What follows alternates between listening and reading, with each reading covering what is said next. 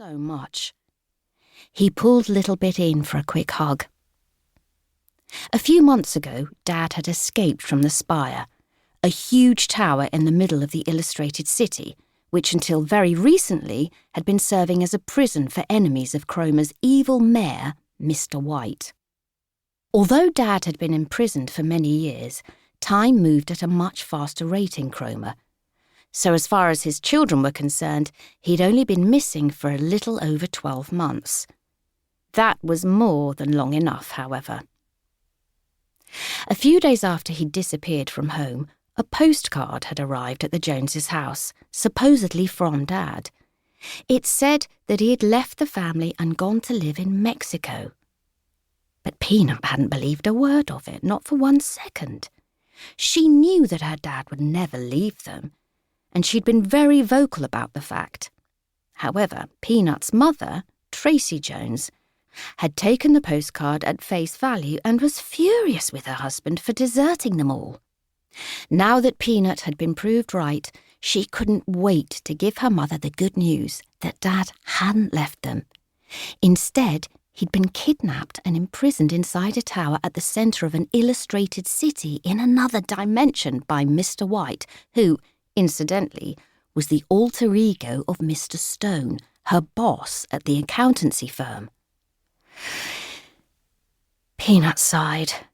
She realised how far-fetched it sounded, but it was true, and Mum needed to know that truth as soon as possible, especially as she was currently with Mr. Stone in Milan and, Peanut believed, in serious trouble.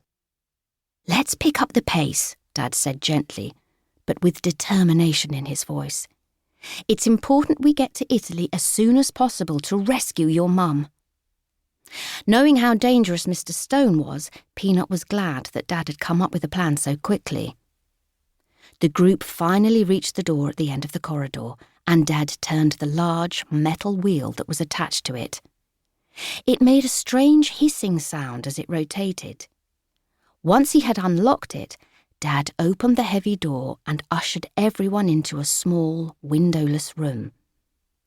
He shut the door behind them with a loud clang, locked it via another large wheel, and told 67 to press the button on the wall. The whole room juddered, and then slowly began to move downwards. "Oh, a lift," said Rockwell. "Where's it taking us?" "Ach, you'll see, pal," said Woodhouse the rat. "You'll see."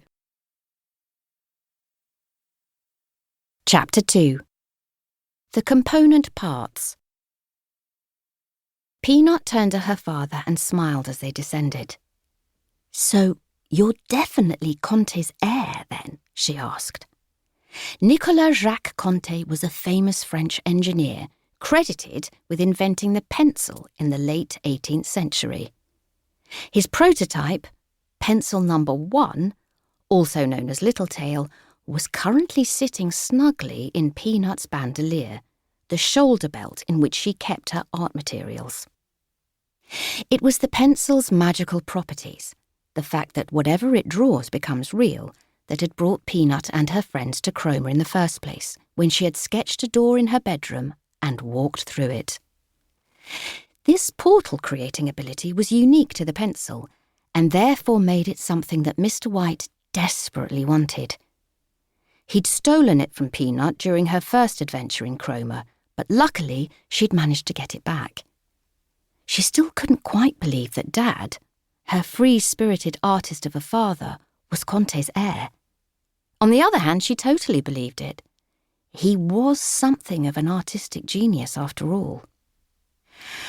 "Well, the mark-makers seem to think so," replied Dad. Millicent and Malcolm Markmaker were the leaders of Cromer's resistance army, the one that Peanut, Rockwell and Littlebit had just helped to reclaim control of the city.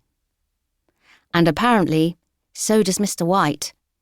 Our intelligence tells us that I've been his primary target ever since he discovered that pencil number 1 existed. It's probably because he thinks I'm the heir, and he knows what the heir can do with the pencil. That's why I had to stay in hiding during the battle for the Spire, so that White wasn't able to capture me."